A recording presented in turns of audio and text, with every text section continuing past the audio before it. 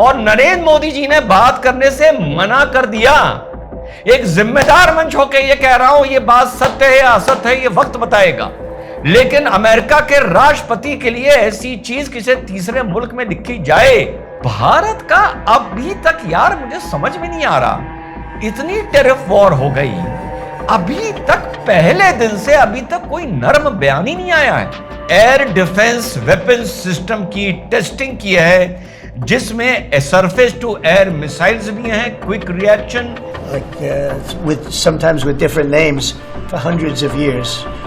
इसके हिसाब से इंडिया पाकिस्तान की दुश्मनी सदियों और सेंचुरीज पुरानी है, यानी 300 साल 400 साल, इसकी नॉलेज के हिसाब से।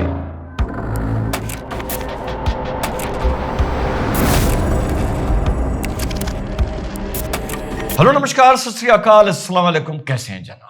इतने टैरिफ, ये वो फलाना धमाका, एससीओ, ब्रिक्स की बात थोड़ी 2 मिनट बात कर लेंगे।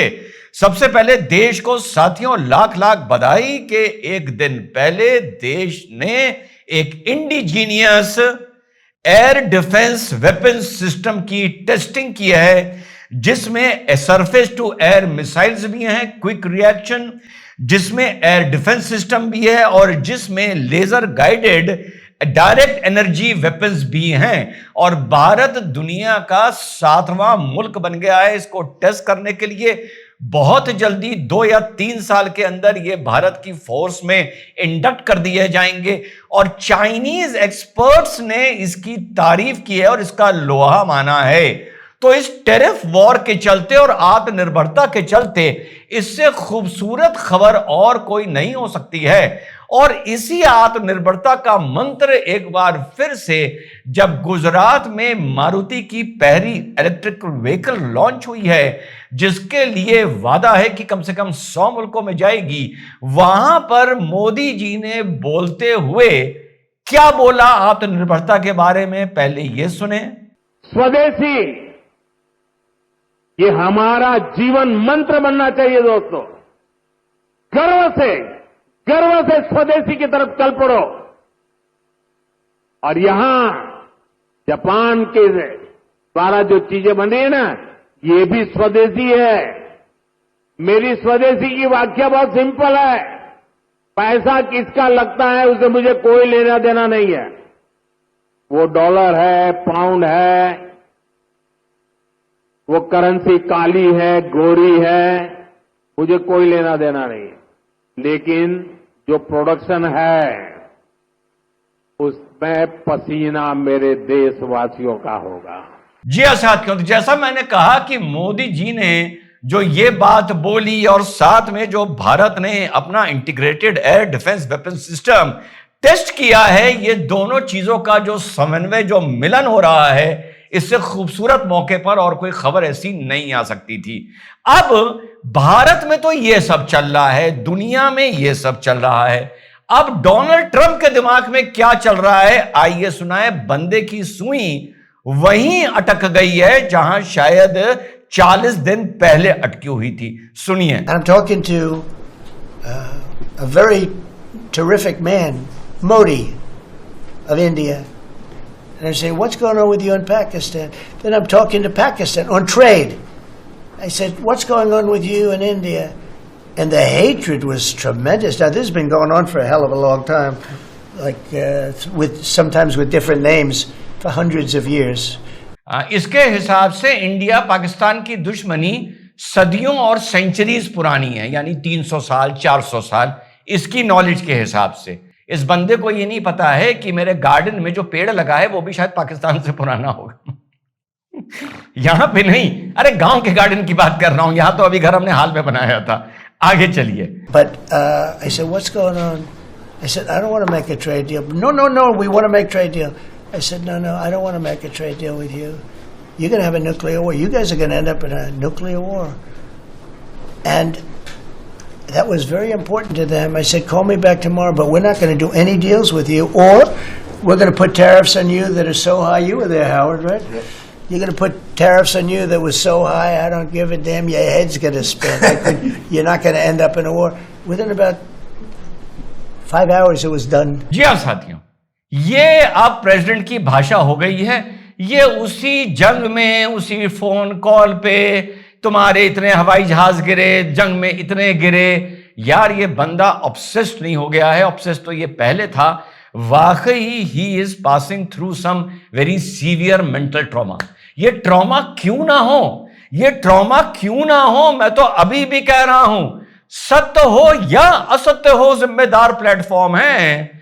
जब जर्मन पेपर यह लिख रहा है कि डोनाल्ड ट्रंप ने 4 बार नरेंद्र मोदी से इस बीच बात करने की कोशिश की, या ये अभी की बात है या ये ऑपरेशन सिंदूर के टाइम की बात है, इस पर मैं कोई कमेंट नहीं कर रहा हूं, लेकिन लिख रहा है कि, और नरेंद्र मोदी जी ने बात करने से मना कर दिया। एक जिम्मेदार मंच होकर यह कह रहा हूं, यह बात सत्य है या असत्य है, यह वक्त बताएगा। लेकिन अमेरिका के राष्ट्रपति के लिए ऐसी चीज किसी तीसरे मुल्क में लिखी जाए, इससे ज्यादा शर्मिंदगी, रुसवाई और परेशानी की बात अमेरिका के प्रेसिडेंट के लिए हो नहीं सकती। और नाम किसका आ रहा है? नरेंद्र मोदी जी का। और अब तैयारी करी जा रही है चाइना में एससीओ मीटिंग की, जिसमें लगभग चाइना 20 ग्लोबल साउथ के मुल्कों को इंट्रोड्यूस कर रहा है। इस तरीके से दिखा रहा है जैसे ये post American led economic world order हुआ करता था। तो अब ये एक नया एक ऑर्डर, नया एक प्लेटफॉर्म बनकर उभर रहा है। उसमें मोदी जी भी जा रहे हैं और पुतिन भी आ रहे हैं। अब देखना यह है कि इस एससीओ की बैठक का क्या नतीजा निकल के आता है। इससे पहले, थोड़े दिन पहले, जब एससीओ के डिफेंस मिनिस्टर्स की बैठक हुई थी, आपको याद होगा, उसमें राजनाथ सिंह जी गए थे और जो उनका जॉइंट डिक्लेरेशन आया था उसमें उन्होंने terror in India sponsored by Pakistan और पहलगाम का जिक्र नहीं किया था। तो उस पर हमारे रक्षा मंत्री राजनाथ सिंह जी ने साइन करने से मना कर दिया था आखिरी मौके पे, आप लोगों को याद होगा। तो अब यह देखना है कि चाहे एससीओ हो, चाइना इसको ऑप्टिक्स के लिए इस्तेमाल कर रहा है अमेरिका से कोई अच्छी ट्रेड डील करने के लिए, या वाकई एक नया वर्ल्ड ऑर्डर बनकर उभर रहा है। और अब हमारी आंखें जो भी देख रही हैं, वाकई में यही सत्यता है कि अब एससीओ हो गया, ब्रिक्स हो गया, ग्लोबल साउथ हो गया, ये अब वाकई कम से कम सोशियो इकोनॉमिक इश्यूज पर एक साथ आ गए हैं अमेरिका को और सेकंड पार्ट में यूरोप को जवाब देने के लिए।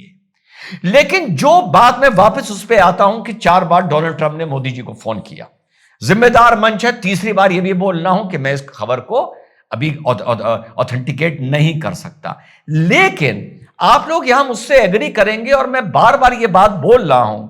इस बार जो अमेरिका के साथ भारत की ट्रेड वॉर चली है, टैरिफ वॉर चली है, जो चाइना की चली है, रशिया के तो हमेशा से सैंक्शन लगे हुए थे, इधर से जो बातें सुनने को मिल रही हैं, बीट चाइना बीट इंडिया, वो मेरी जियोपॉलिटिक्स के हिसाब से बड़ी अनयूजुअल हैं, बड़ी ओवर द टॉप हैं, बहुत ज्यादा एग्रेसिव हैं, बहुत ज्यादा स्टबर्न हैं। जैसे चाइना के फॉरेन मिनिस्टर यहां आए, उन्होंने बोला ओवरवेलमिंग बुलिंग खत्म करनी पड़ेगी। चाइना के भारत में एम्बेसडर साहब ने बोला कि ये जो अगर आप चुप रहेंगे तो ये जो बुली है ये एम्बोल्डन हो जाएगा, यानी जो आपको बुली कर रहा है ये और अपने को ताकतवर महसूस करेगा। भारत का अभी तक यार मुझे समझ में नहीं आ रहा, इतनी टैरिफ वॉर हो गई, अभी तक पहले दिन से अभी तक कोई नर्म बयान ही नहीं आया है। कोई ऐसा बयान नहीं आया है कि वो हमारे ट्रेडिंग पार्टनर हैं, हमारे हमेशा से बड़े अच्छे संबंध रहे हैं और हम चाहते हैं किसी तरह से सॉर्ट आउट हो जाए, हम कोई बीच का रास्ता, nothing like that, nothing like that.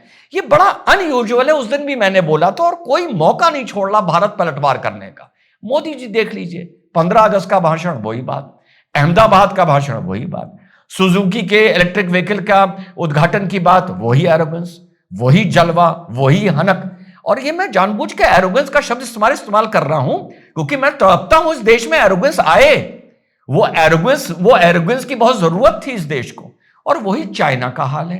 तो अब आने वाले वक्त में as a geopolitical student, analyst, कुछ भी आप कह लें, मुझे ये देखना है और वॉच करना है, क्या ये वाकई, और आप लोगों को क्या लगता है जरूर बताइएगा, क्या ये वाकई एक नए वर्ल्ड ऑर्डर की शुरुआत है, या अंदर अंदर कुछ पक रहा है जो हम लोगों को नजर नहीं आ रहा है, या वो जो नजर आ रहा है वो ही है।